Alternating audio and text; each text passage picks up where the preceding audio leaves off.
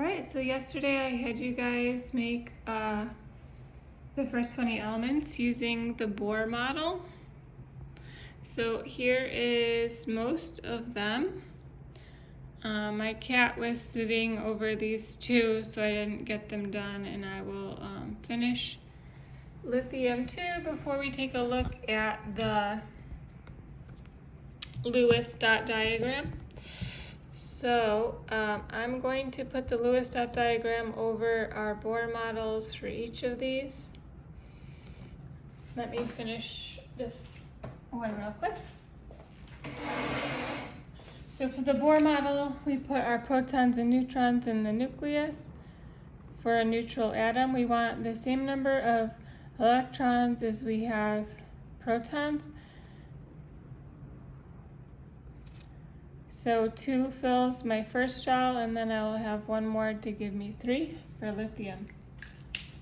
So as you'll notice, the first horizontal row on our periodic table has 1 shell. Our second row has 2 shells. Our third row has 3 shells. Our fourth row has 4 shells.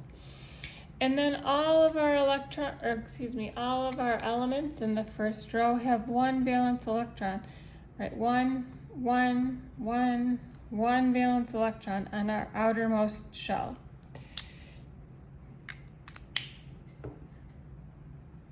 Excuse me, one. And then if you take a look at the second row, right, all of these have 2.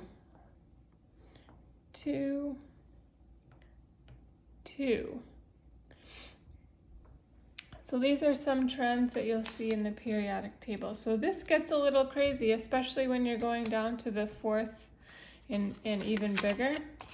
So there is another way to draw your element so that it makes it less messy.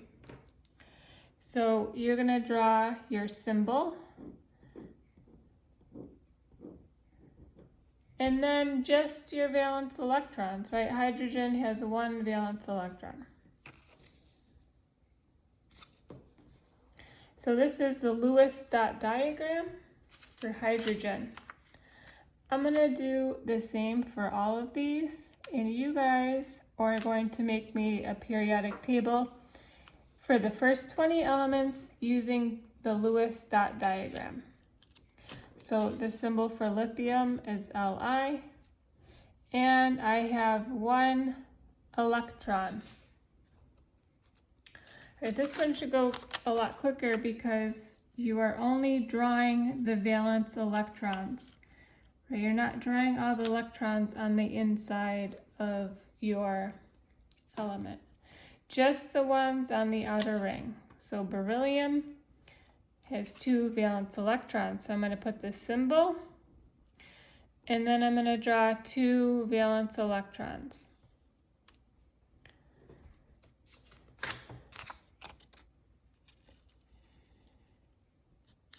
Sodium, it has 11 electrons total, but only 1 on the outer ring. So I'm going to write Na, and then the 1 valence electron. So all of your elements in your first row will have 1 valence electrons.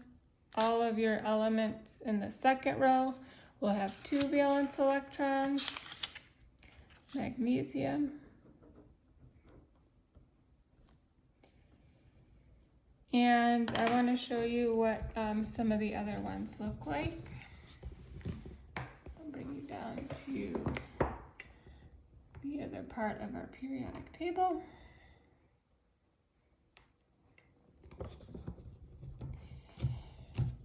So, okay, let me finish oxygen here. I got 2 electrons on the first shell. I need 8 total, so I need 6 more. All right. So fluorine is F. It's in the column 7A, so I'm going to put fluorine. And that has 7 valence electrons. 1, 2, 3, 4, 5, 6, 7. So I'm going to draw them that way on my Lewis dot diagram. The max amount of valence electrons you're going to have is 8. So everything in this row has 7. Everything in my last row will have 8. So if you look at your periodic table, right, this will tell you how many valence electrons. Okay, this is a full shell, a full valence shell.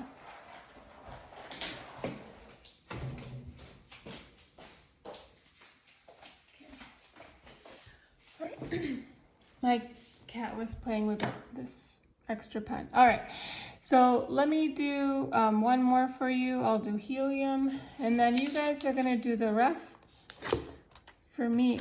You do not have to use Post-it notes or anything fancy. You can just use cut up sheets of paper or whatever you have at your disposal. All right, so what do we got here? We got neon. So we'll do the symbol for neon. And neon has 8 valence electrons.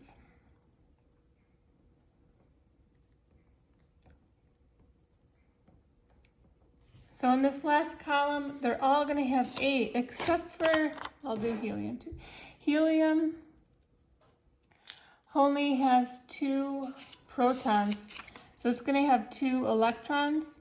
And since it only has 1 shell, that first shell is going to be full with 2 electrons. So even though it looks like it's not full, it is full because it is just the first shell. The first shell only ever has 2 to be full. So try your hand at drawing your Lewis dot diagrams for the first 20 elements. Set it up the same way you did for your Bohr models with a mock periodic table. Use your periodic table to help you with your number of protons. Right, if we're in a neutral atom, we want the same number of protons as electrons. So let me write that up there. Our number of protons should be equal to our number of electrons if you're neutral, if you have a neutral atom. All right, so that's what we're looking for. Let me know if you have any questions.